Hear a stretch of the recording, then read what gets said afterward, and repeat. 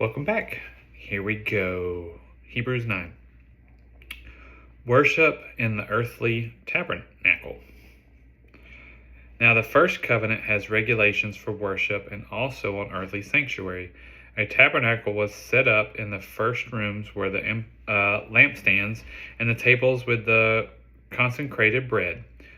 This was called the holy place. Behind the second curtain was a room called the most holy place, which had a golden altar and incense and the gold covenant ark of the covenant.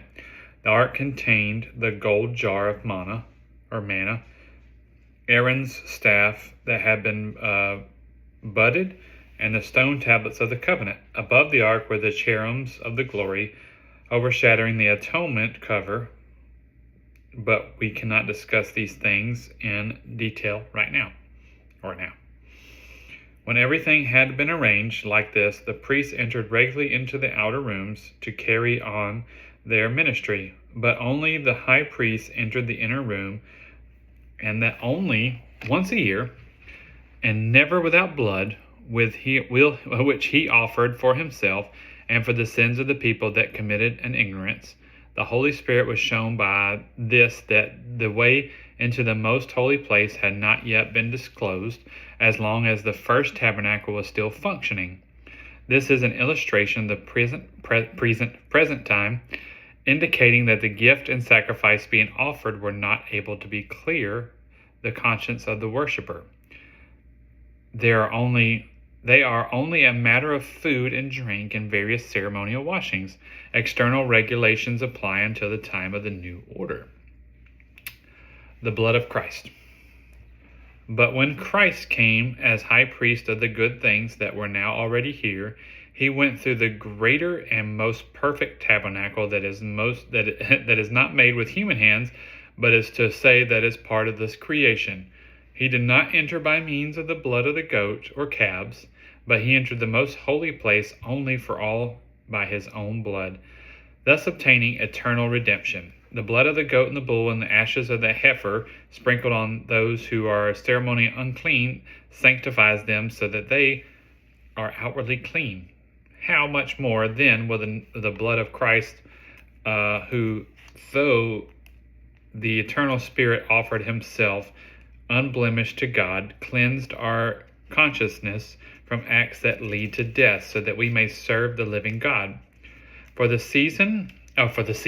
reason Christ is the mediator of the new covenant, and those who are called may be received the promised eternal inheritance, now that he has died as a ransom to set them free from the sin committed under the first covenant. In the case of the will, it is necessary to prove the death of one who has made it, because it will enforce only when somebody has died. It never takes effect while the one who makes it is living. This is every when the first covenant was not put unto effect without blood. When Moses had proclaimed every command that the law of all the people, he took the blood of calves together with the water, sacrament, wool, and branches of hyssop, whatever that is, whatever type of tree that is, hyssop, and sprinkled the scroll and all the people. He said, "This is the blood of the covenant which God has commanded you to keep." In the same way, he sprinkled with the blood both of the tabernacle and everything used in the ceremonies. In fact, the law requires that nearly everyone be cleansed with blood, and without the shedding of blood there is forgiveness.